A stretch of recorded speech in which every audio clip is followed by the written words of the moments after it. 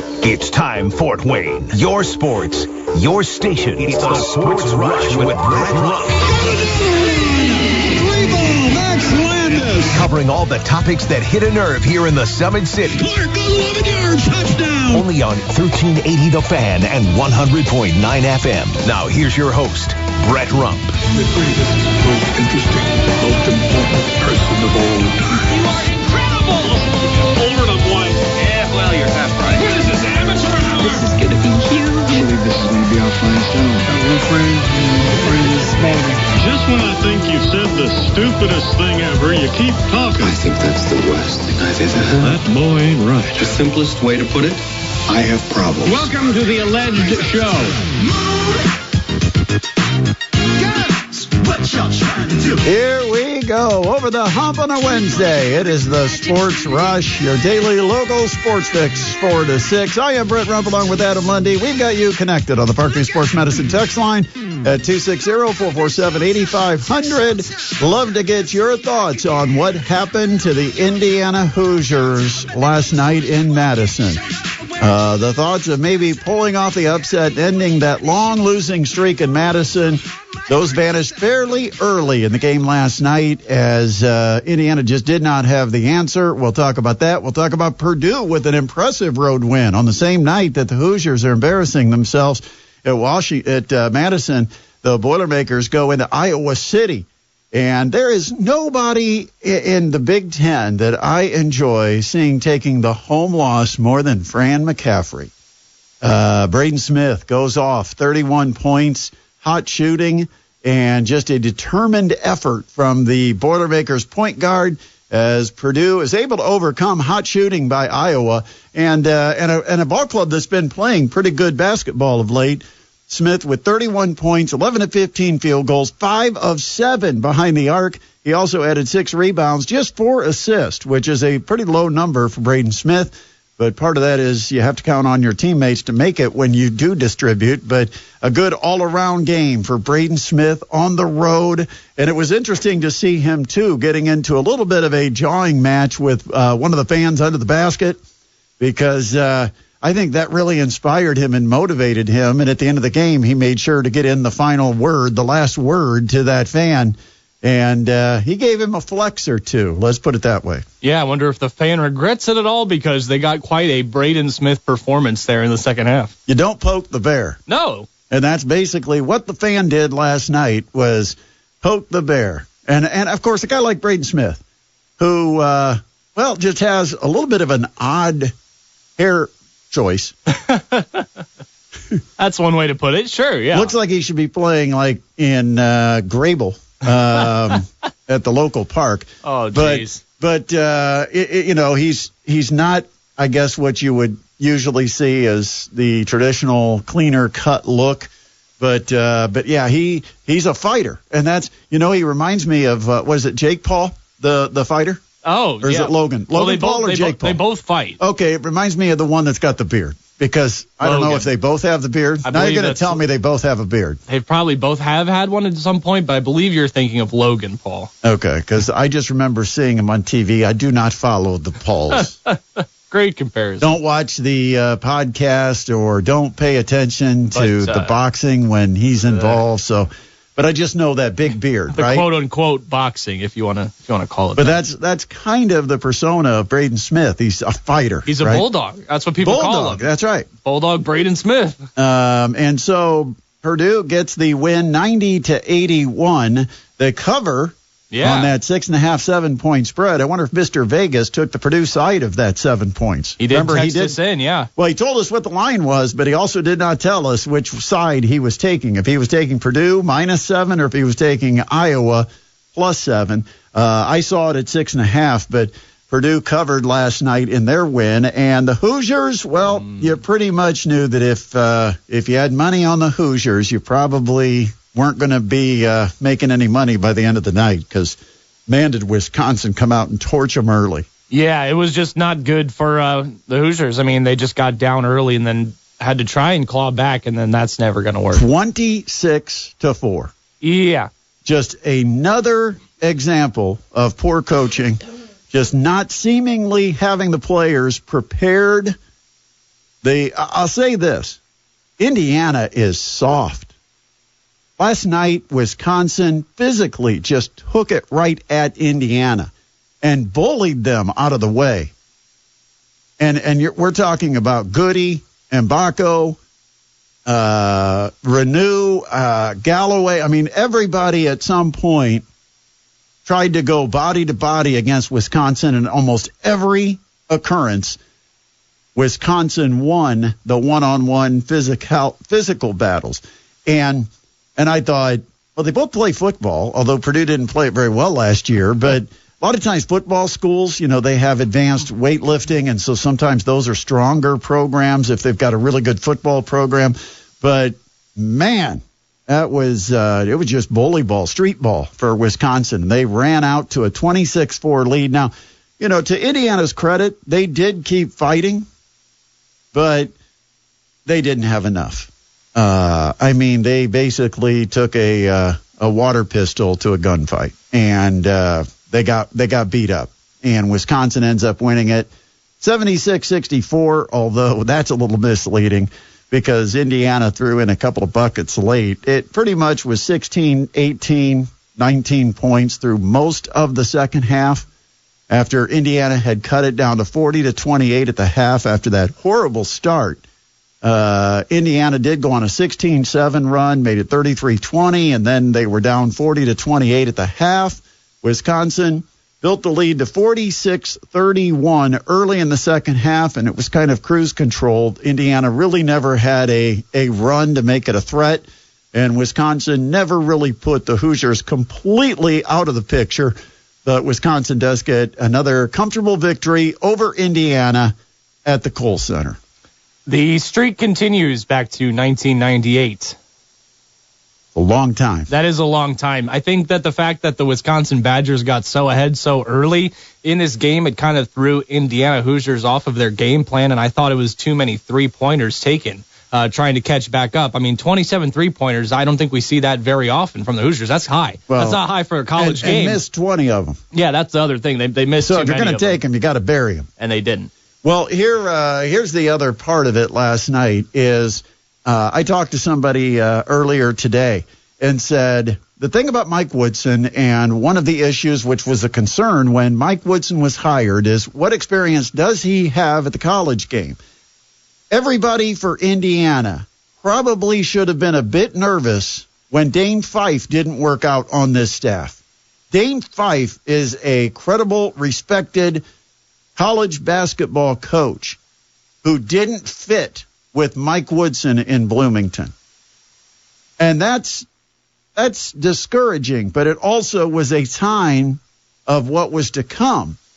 I think what we're seeing now is just the culmination of 2 more years of Mike Woodson and his lack of college understanding. That's why he's always saying, we've got to figure it out, we've got to get better. But here's another thought, and I want everybody to give us your input on this at 260-447-8500, but with all of his NBA experience, drawing up plays, I was talking to someone about this, and in the NBA, almost every play that's drawn up is really a 3-man play.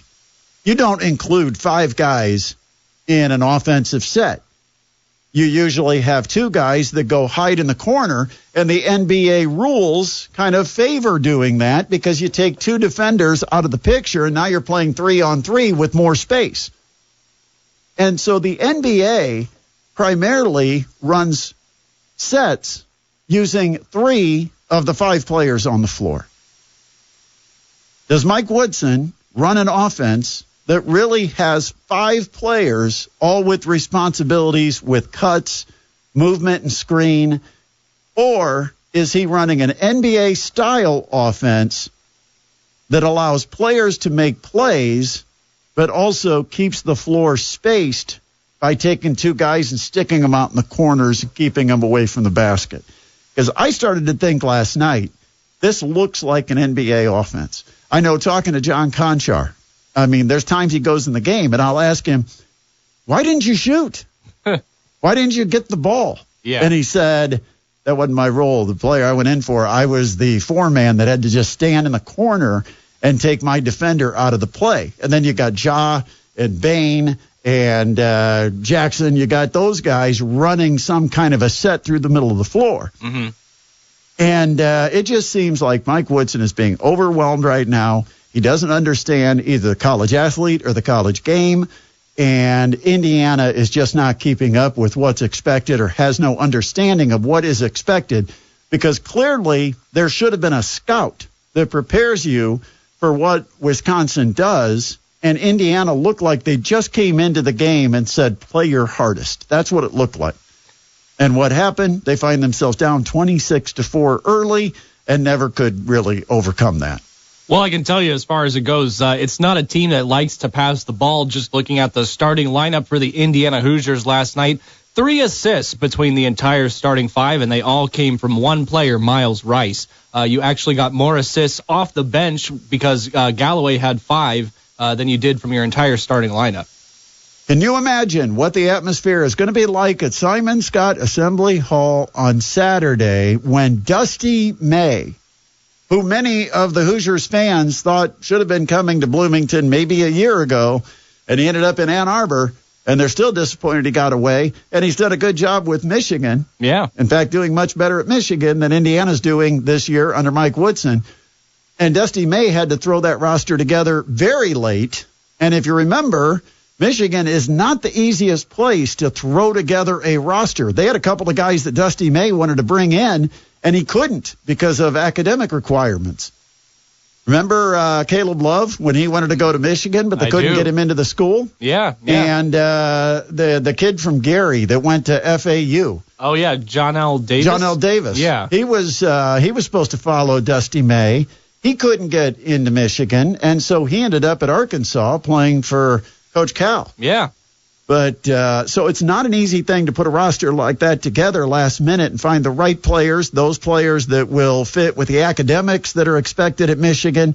And Dusty May still winning more games than Mike Woodson, who pays more money and can have a broader pick of talent because doesn't have to worry about very tight academic requirements. So I think the crowd at Assembly Hall on Saturday is going to be restless when the coaches are introduced or when the coaches walk out on the floor. Mike Woodson, prepare for it. It's going to be ugly. Yes, it is. It is going to be ugly. And then I'm just worried about what happens after the game, too. Imagine if it's another blowout or if it's another close loss that's mismanaged by Mike Woodson. Indiana fans will kidnap Dusty May, and he will never leave Bloomington. Assembly Hall is your new home. Yeah, we're not letting you leave. You're now our coach. We'll get you a new pullover. But there was something last night. Jim Coyle mentioned this, and I had seen it on X earlier today, and I thought, that is kind of interesting. Of course, college coaches know that the Indiana job is probably going to be available at the end of the season. Right. Chris Beard has been a name that's been thrown about with Indiana Hoosiers basketball, probably the last couple of coaching cycles. And last night, his Ole Miss Rebels were taking on Kentucky, one of the big games in college basketball last night. And Ole Miss went on to beat Kentucky. And I'm not sure if this was halftime or if this was postgame, but he was stopped and the courtside reporter asked him a couple of questions. But listen to this name drop from Chris Beard last night. That's Bob Knight. Victory favors the most aggressive team and the team with the fewest mistakes. That's Bob Knight. Kind of interesting that Bob Knight got dropped in there, knowing that Indiana loves or would love to find their next Bob Knight, and he dropped that in for the halftime. A little campaigning, very subtle campaigning, I think, for Chris Beard. Super subtle. Well, I mean, where would you rather be? Ole Miss, football school, SEC, and it's Mississippi, which... not like Indiana is, Burbank or Beverly Hills, but I think Chris Beard would love to be able to take over the Bloomington program. I think he's got ties to Indiana. I don't know. But I think that was a subtlety to let Indiana know how much respect he has and how much he follows Bob Knight. Mm-hmm. And threw that in yesterday on the broadcast. 260-447-8500. Want to hear from you today, especially IU fans. Hey, Boilermaker fans, we'll also get your thoughts on this Purdue team. They'll have USC coming into Mackey Arena on Friday, but I tell you what, I can't wait I'm going to be locked in starting at noon Saturday and at about 1 o'clock. I sure hope the national TV audience knows enough, whoever's covering the game, knows enough to highlight the coaches when they make their walk out on the floor, because that is going to be the story of the day, much more than actually the game. I don't know if the game even matters at this point. I think it's all about, does Woodson stay, does Woodson go, and if he does go, who's going to be the next coach? And I think you'll find out what Indiana fans desire by listening to how they respond to Mike Woodson and Dusty May coming up on Saturday. Absolutely. Taking a look at the text line, somebody said, I'm amazed by how amazed Indiana fans are. It was a bad hire to begin with. Probably. Yeah. I mean, it came out of nowhere. If you remember, the first time we heard about Mike Woodson was just a couple of days before it became official. Yeah. When all of a sudden he showed up on the betting boards, right? He had odds. Yeah, and he was like number one odd to become the next coach, which is like, okay, Vegas knows something. And why is Mike Woodson's name just all of a sudden surfacing? And, an older coach, has been an assistant. It's been a while since he's been a head coach, never coached in college. The only connection he's got to Indiana, played there, but has not coached college athletes, and has a buddy who's very influential at Bloomington, and Quinn Buckner, and I think that was the only thing that got him that job. But he's failed, and I think he fails over and over again. The team's not prepared, and I think Dane Fife realized what a failure he was working with and decided he couldn't keep up with this clown show, and they ended up separating. And I don't know, you could say he was fired, he walked away, whatever the case may be. But Dane Fife was not going to be the coach the next year. He kind of checked out with a couple of weeks left to go in the season. Yeah, a couple more texts. Someone said Braden Smith is unreal. He was unreal last night.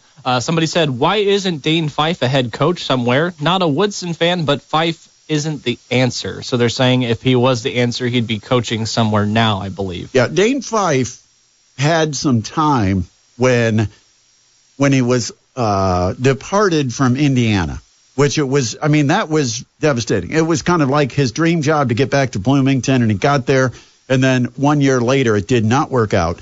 And so for Dane Fife, what happened, I think he felt like he needed to decompress and step away, because he really had to evaluate. He'd worked, 20-some years of being a coach to get this dream job, and that dream job lasted all of 1 year.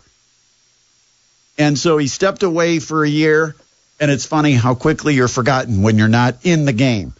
And then when we talked to him when we were up at Oakland with Mastodons taking on the Oakland Golden Grizzlies, where Dane Fife was picking up 2 or 3 games a year as their color commentator on their ESPN Plus broadcast, had a chance to talk to him, and he said, I'm kind of looking at the TV thing, but he kind of preferred or had a comfort with the Big Ten Network, and I don't think the Big Ten Network pays what coaches are making. Because, remember, he had set a bar that was like $500,000 a year as an assistant at Michigan State, and I think he was still pulling like $300K a year at Bloomington. So he wasn't going to get that as a color analyst coming in with Big Ten Network. So he wasn't sure what direction he was going to go. And he spent a couple of years, and I think at this point, from what I heard, he's selling insurance. The Dane Fife Insurance Agency is what I think is happening with Dane.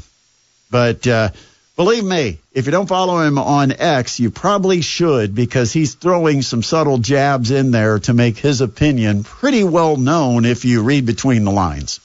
Somebody else texted in that Indiana is a football school now. Yeah, how about it? The Hoosiers.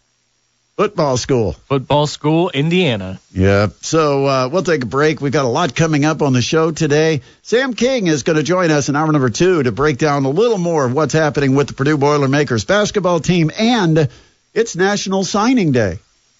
And it used to be a much bigger day than it is now because of all the the leaks and the social media and everything that happens that I don't think it's as big a deal. And a lot of the players that would have been part of the National Signing Day have already enrolled at their universities and are participating in preseason football drills.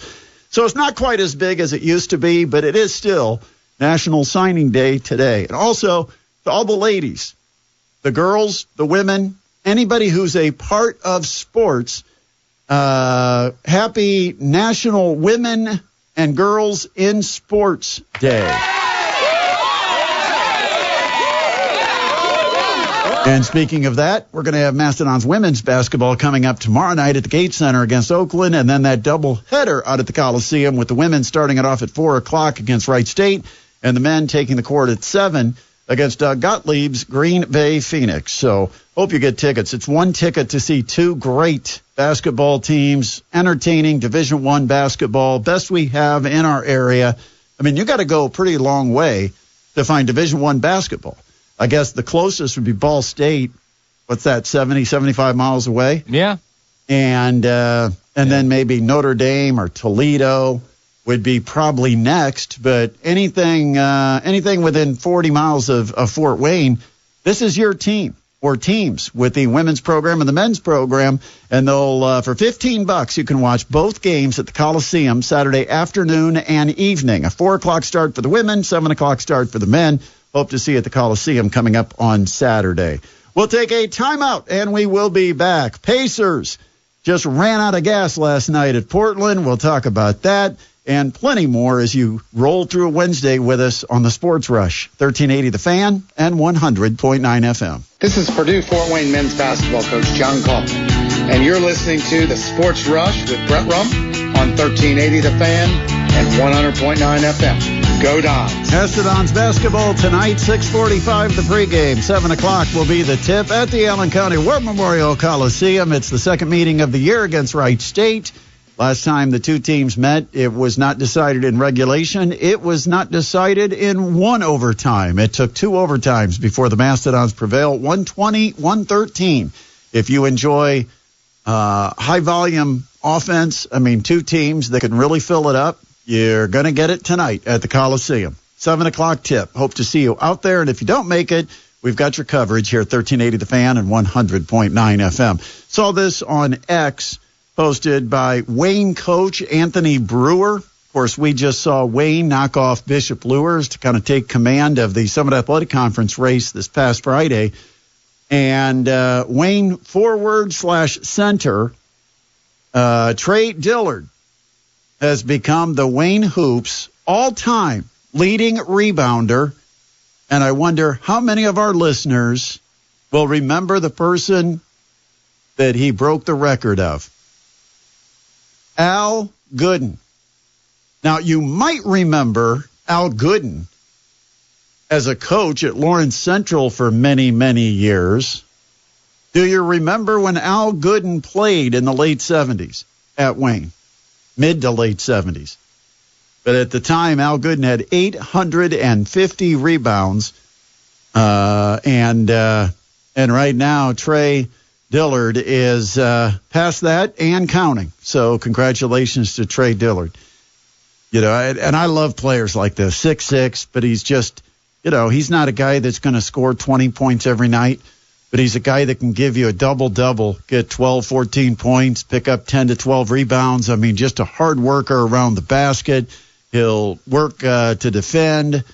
Love those type of players that do their job, and they do it well. They're prepared for it, you know, prepared to be a good defender and near the basket and to be a key rebounder for the Wayne Generals. Yeah, and if you're breaking the records of Al Gooden, that's quite the accomplishment. So congratulations. You remember Al Gooden? No. I didn't think. No, but 20 years before you were born. No, but I've just read his bio just now, and it seems like he's definitely an Indiana basketball legend. Yep. Al Gooden was a longtime coach. He coached at Harding. Yep. There's coached actually a at list. New Haven. Yeah. Then got the job down in Indianapolis at Lawrence Central. There's actually 2 other schools on the list of where he coached. Oh, wait a minute.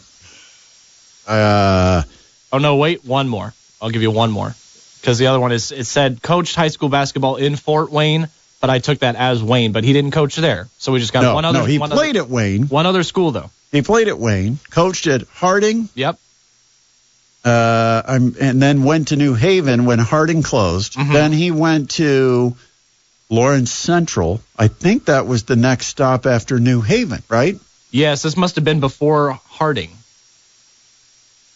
He didn't have any time at Elmhurst, did he? No, this is with Heritage, with the Patriots. Really? Yep. I mean, this is according to the Hoops Hall of Fame website, so I hope they're correct. But it says coach high school basketball in Fort Wayne, Heritage, Harding, New Haven, and Lawrence Central. Maybe, Harding, Heritage, New Haven, all East Allen County schools. And so when Harding was closing, they had to find a job. Maybe the one at Heritage was open, but then the next year or two, the one at New Haven opened up. But interesting, but yeah, definitely a legend. Been a while ago, so I slipped since then. I don't remember. Shout out to Al Gooden. 260-447-8500, the Parkview Sports Medicine text line, getting your thoughts on what you've seen with Indiana. What are the problems? Can the Hoosiers turn it around? And is Mike Woodson going to be the guy to continue to lead this program, or have we seen kind of the, I'd say swan song? Because I think the combination of games where, yes, you competed, but when you start saying, well, we played really hard and we gave ourselves a chance, they let games get away that were 50-50 games, and they've done it consistently. That's coaching. If you keep losing close games and you're not executing on a final possession, or you're giving up a bucket late in the game with a defensive breakdown or maybe a switch that shouldn't be a switch, whatever it might be.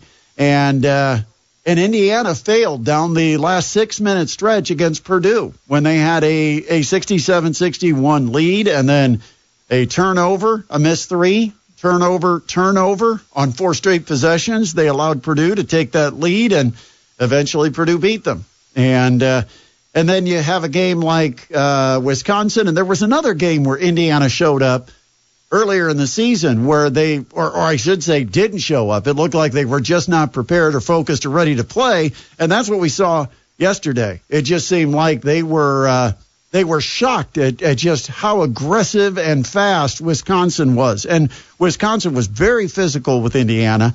That should not have come as a surprise. It's a different Wisconsin team. We heard Don Fisher talk about it. If Don Fisher can break down Wisconsin and Mike Woodson doesn't to his team, maybe Fish should be the next coach of the Indiana. Before he retires, let's give Fish 1 year. Let's let Fish coach the team for a season. It might have a better record, honestly, but like you said, we've seen 2 different ways that this Hoosiers team can lose games, whether it's being mismanaged late in close games or just not coming out to play at the start of games like they saw against Wisconsin. I think you were thinking of that Illinois game where they came to Assembly Hall and it was that 60-point half for the Illini. Yeah, it's exactly what we're talking about, where they just got run over in the first half. 260-447-8500, 260-447-8500. If you missed it, late last night, the Pacers in back-to-back with a road trip in between. I mean, Utah to Portland is not necessarily just a quick puddle jump. That's a pretty good flight, and the Pacers just didn't have it. The legs weren't there last night. They didn't shoot the ball well. They didn't defend well in the second half, and they lose to Portland on the road, 112-89, and these are some of the games that show up with the 82-game schedule. You get a team that you've got just bad travel, and you're not there physically, mentally. And Tyrese Halliburton was a complete no-show, literally a no-show. I mean, he was on the court, but 0 for 3 from the field, 0 for 1 from 3, and the 0 is kind of a consistent theme because that's how many points he scored the entire game. Yeah, I mean, you can't expect to win any basketball game if you're getting 0 points from Tyrese Halliburton. In 25 minutes, he was minus 23. Yeah. Now, I know you could say, it was a 23-point loss. But 25 minutes out of a 48-minute game, he played about half the game, and the entire game deficit was established in the half of the game that he was on the court. Yeah. And he wasn't alone. I mean, a minus 24 for Nemhard, who was named Defensive Player of the Month. Yeah, he was. And then Ben Matherin, he was a -10. You had -15 for Miles Turner. Turner finished with 9 points and two rebounds. 2 rebounds. I knew you were going to see that and be very thrilled. The Lakers are willing to give up Austin Reeves for that 2 rebound per game guy. Rim protector. But it was just not a good night for the Pacers. No, I mean, you look at the stat sheet and you see that James Johnson had 4 minutes in the game. That's an indicator of kind of how things went. They finally decided we'll wave the white flag and we'll just rest some guys. Got a couple of days before we play the Los Angeles Clippers next. Yep, going to the Intuit Dome. Oh, yeah, that's nice. New venue. 260-447-8500, the Parkview Sports Medicine text line. By the way, when we come back, got to talk about the Mastodons women's basketball and where they're at in the net rating. We hear that thrown around a lot, the net rankings. Yeah. And when you're 18-5 and you've got the nation's, is it second longest winning streak now? Second or third. But when you're in that position after winning 15 straight games, you see it reflected in the net rankings, and I don't know if the men have ever been top 100, but the women have cracked into the top 100. And so we'll talk about that. Also, Super Bowl prop bets. What are some of the creative places that you can place bets? We'll talk about that. In hour number 2, we've got Sam King joining us to break down everything happening with Purdue football today with National Signing Day. And, of course, last night's Purdue win on the road at Iowa. It all comes up in a Wednesday edition of the Sports Rush on 1380 The Fan and 100.9 FM. 260-447-8500, the Parkview Sports Medicine text line. And coming up at hour number 2, we'll talk to Sam King from the Lafayette Journal and Courier to talk about Purdue basketball. By the way, sectionals underway for girls basketball in our area in Class 4A. Warsaw was the only 4A sectional with action last night, and Elkhart beat Concord 40-34. That sets up Warsaw against Elkhart in the second game Friday after Northridge with a 20-4 record takes on Goshen. It is kind of getting set up in Warsaw that Northridge and Warsaw will meet for the championship on Saturday night.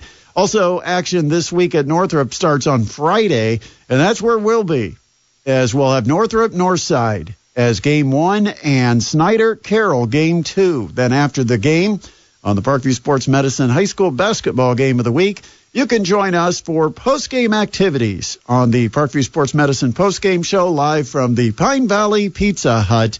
We'll be out there until 10:30. It'll be Eric Dudukevich, Adam Lundy, and me giving you scores of the area semifinals and, of course, previews of championship games coming up this Saturday. Homestead, they also get started on Friday with Southside Huntington North, followed by Wayne Homestead. 3A, couple of games last night at Fairfield. One, I think, was intriguing, but it turned out to be pretty one-sided. A lot of people thought this Columbia City Northwood game could be close. Not so much. Columbia City beats Northwood 51-29. And that moves Columbia City into a Friday semifinal against Wawasee, while Tippecanoe Valley beat West Noble, and Tip Valley will play Fairfield. But I think it's going to be Fairfield and Columbia City meeting for the championship at Fairfield. Then you've got a 3A tournament at Concordia, and maybe a mild surprise with Dwenger knocking off Angola 46-38 last night. We've got 2 games at Concordia scheduled for tonight. East Noble will take on the host Cadets, and then DeKalb takes on Garrett. Leo will play Dwenger in the first semifinal, and tonight's winners will then meet at 7:30 Friday for the other semifinal at Concordia. At Norwell, New Haven has defeated Heritage, and Norwell big over Marion, 81-28. Yeah. I don't think there's a lot of drama in this sectional because I think Belmont and Norwell are set for a collision course, and that will be a terrific sectional championship game coming up on Saturday night. 2A in our area, Prairie Heights got a win over Westview, and Central Noble was 43-27 better than Lakeland. Sorry, Ryan. Yep, sorry, Ryan. But the semifinals are set with Cherubusco getting the bye. They'll take on Prairie Heights, and that should be a somewhat competitive game. Yeah, and I agree. Eastside will take on Central Noble on the other semifinal. That's I think it's Eastside sectional to claim. Bluffton, Whitco with the win over Woodland. And I guess, it's been a great year for Whitco. Is there anybody that stands in their way? Does Bluffton stand in the way of Whitco? Because Bluffton, the home team, will not play until Friday when they'll take on Lures, who was a winner over Adams Central last night, 63-32. And South Adams will take on Whitco in the other semifinal. And 1A, Fremont beat Lakewood Park last night, 50-40. Semifinals, two more games tonight, with Hamilton taking on Canterbury and Lakeland Christian taking on Blackhawk. And on Friday, semifinal number 1, Bethany Christian against Fremont. Semifinal number 2 will be tonight's winners in 1A area action. There you go. You do that like 5 times every Friday. Yeah, I do. Takes a little bit of breath out of you, doesn't it? Yeah, I'm done. Now I know why that's the only thing you do. Yeah, you just sit quiet until I say, let's go check the scoreboard, Adam, and then it just goes to work. Whew. Yeah, that takes your breath away. It's fun, though. I love bringing all the area's scores. Yep, we'll do that Friday night here on the Parkview Sports Medicine High School Basketball postgame show. And, even if you don't go to high school basketball, you're still invited to come out and join us at the Pizza Hut. You can hang out right there with us. We'll be out there starting at about 9:15. Yeah. And get your table, enjoy some pizza, maybe the buffet, because the Pine Valley Pizza Hut has a buffet on Friday night. They sure do. And that always looks good, but it's the one thing I cannot eat. Nope. Because I can't eat during the show. Because while you sit and don't talk, I got to yak the whole time. But shout out to Pizza Hut. They usually provide you with a nice pie to take home at the end of the night. A little going away present. Yeah, parting gift. Parting gift every Friday night. And Eric Dudkevich has figured out the routine as well. Oh yeah, he likes the tavern style. Pizza Hut has been a partner of ours with the postgame show from the inception of high school football and basketball broadcast. They are a terrific partner. Certainly a big thanks to Pizza Hut of Fort Wayne for their support of our high school coverage. 260-447-8500, 260-447-8500. I want to hear some prop bets. Yeah, let's do it. Now, I just give me a couple of basic ones because we're going to hit most of these coming up after the break at 5 o'clock. But give me something I can dive into here. Okay, well, what I'm going to do here is I have the list of alt passing yards for both quarterbacks. So what I'm going to do is I'm going to ask you how many yards you think that these quarterbacks are going to throw for, and then I'm going to give you those odds. Do you like that? Okay. Patrick Mahomes. How many yards do you think that Patrick Mahomes is going to throw for? I will say 262. All right, so you'd be looking at Patrick Mahomes' 250 yards. Do you want to guess the odds on that? 250-plus yards throwing for Patrick Mahomes. I have no idea. You're looking at a minus 118. So that's probably his over-under of 250, and I'm going slightly over. Yep, and if you want to get anything into the positives, you have to take 275 plus. That's at plus 152. All right. How about Jalen Hurts? What do you think he might throw for in this super matchup? It's going to be interesting. How much can they count on Saquon Barkley? I think Drew Tranquill, at one moment in the game Sunday, Fort Wayne's Drew Tranquill is going to come up to tackle Saquon Barkley and get bulldozed. I think, and that's nothing against Drew. It's just Saquon runs so hard that if you come up and you're not in a real offensive tackling position, he will run right through you. And so I just think he's going to get bulldozed at some point. But what was the question? Jalen Hurts. We're not even talking running yards. Passing yards for Jalen Hurts. I think he could break a play.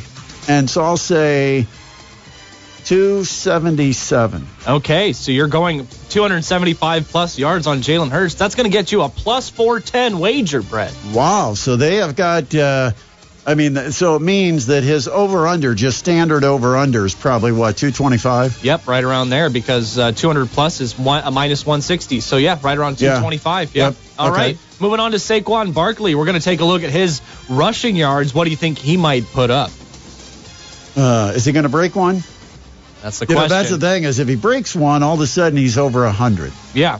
Do you want to take that? I'll say 108. All right, 100-plus yards, that gets you minus 170 on most sports books. So not a good thing. They're saying over 100 is... Yeah, I don't think I would even place that bet because I don't even make what I bet on it. All right, let's go to So they're thinking, what, 120, 130? They're thinking he's going to have quite a game. Yeah. Let's go to Mr. Taylor Swift, Travis Kelce, taking a look at his receiving yards. How much can he catch from Mahomes in the big game? I will go with 56 yards. All right, Travis Kelce, 50-plus yards. You're getting a minus 192. So I wouldn't bet that either. Wouldn't bet that. All right, well, that's... So they think that's a given. They think so. So they expect Kelce, what, 75, 80 yards? Yeah, 60-plus, absolutely. 65, I'd say, would be his over-under. Wow. Yeah. So that's a look at some of just the player bets. Now let's have a little bit more fun. Well, let's do the fun after 5 o'clock. Okay, we'll save the fun. Yeah, we'll save the... This is no fun. Trust me, we're going to do something fun at 5 o'clock. How about, let me check A.J. Brown. How many yards can he catch? We've got another one of the total yards. Yeah, we do. A.J. Brown, I think he could have a big game. I'm going to go with 102. 102. You're looking at A.J. Brown. I just lost it. My page. Here we go. All right. A.J. Brown over 90-plus yards. You get a plus 182 on that. So I would bet that. There you go. I think A.J. Brown could have a good day. Let's see. Let's do Isaiah Pacheco alternate rushing yards. Oh, man, you're throwing me for a loop here. I'm throwing you for a loop. Because I don't know even how much he'll be out there. I'll say 30. Hey, you take 25-plus yards from Isaiah Pacheco, you're getting a plus 105. So maybe throw some money on that. Yeah, maybe. I mean, I don't know if Kareem Hunt can carry the load. Yeah, definitely. But anyway, we got to get to our top of the hour. We do got to get to the top of the hour. I know you're having a ball testing me on these. Yeah. Ooh, can we do one more? Oh my goodness. Okay, one more. Is the largest lead of the game going to be over or under 14.5 points? 14.5. Is anybody going to lead by more than 2 touchdowns? I will say I'll go under. All right, you're getting minus 142, so it looks like they're thinking it's going to be a tight game as well. Yeah, stay within 2 scores. Yep. 260-447-8500, 260-447-8500. It's the top of the hour. We're taking you home on a hump day. And coming up, Sam King will join us to talk Boilermakers, basketball and football. Today, National Signing Day, and Sam King will break it down what's happening in West Lafayette at 5:20. It's the Sports Rush on 1380 The Fan and 100.9 FM.